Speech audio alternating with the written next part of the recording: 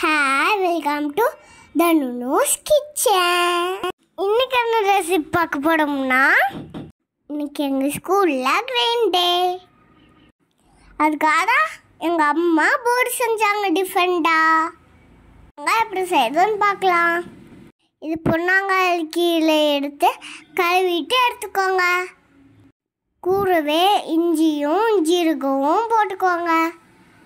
நல்லா மைய அரைச்சிட்டு வாங்க. ஒரு பவுலில் கோதுமாவும் போட்டுக்கோங்க. உப்பு கொஞ்சம் போட்டுக்கோங்க. அரைச்சி வச்ச கீரை எடுத்து ஊற்றிக்கோங்க. இப்போ மாவை பிணைஞ்சு எடுத்துக்கோங்க, சப்பாத்தி மாவு மாதிரி. தண்ணி பற்றினா தண்ணி ஊற்றி பிணைஞ்சிக்கோங்க.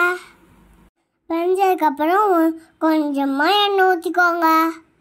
இப்போ நீங்கள் இது ஓரமாக வச்சுக்கோங்க. ஊட்டுட்டோம்.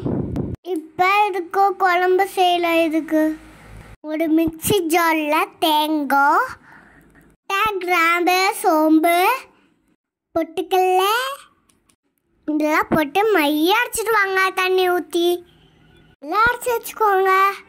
அரைச்சட்டியில் எண்ணெய் ஊற்றி கடுகு, கடலைப்பருப்பு, உளுந்து பருப்பு, இஞ்சி பூண்டு பேஸ்ட்டு போட்டு நல்லா வதக்கிக்கோங்க.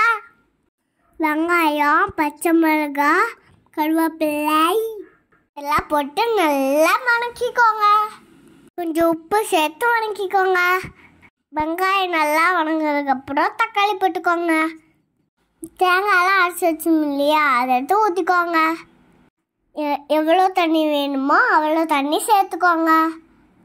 நம்ம பொட்டுக்கடலை போட்டு அரைச்சிருக்கோம், அதனால் கொஞ்சம் தண்ணியே சேர்த்தே ஊற்றிக்கலாம். இப்போ மசாலாலாம் போட்டுக்கலாம். சிக்கன் மசாலா, கறி மசாலா, சாம்பார் பவுடர் இதெல்லாம் போட்டு நல்லா கலக்கிக்கோங்க. உங்களுக்கு காரத்துக்கு தகுந்த மாதிரி போட்டுக்கோங்க. காரம் பத்தலைன்னா மிளகாத்தூள் கொஞ்சம் போட்டுக்கலாம்.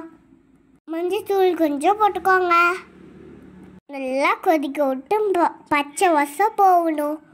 நல்லா கொதிச்சதும் வேக வச்ச பச்சை பட்டாணியும் உருளைக்கிழங்கையும் போட்டுக்கோங்க. ஒரு கொதி விட்டு ஸ்டவ்வை ஆஃப் பண்ணிடுங்க. உருளைக்கிழங்க பட்டாணி குடும்பம் ரெடி. இப்போ நம்ம பூரி போடலாம். பிணைஞ்சு வச்ச மாவை எடுத்து வச்சுக்கோங்க. மாவை தேய்ச்சி எண்ணெயில் போட்டு பொரிச்சு எடுங்க. ஒன்று ஒன்றா பொரிச்சு எடுத்துக்கலாம். பூரி பாருங்க, சும்மா புஷு புஷுன்னு வந்தது. இதான் lunch box recipe. Bye. Thanks for வாட்சிங்.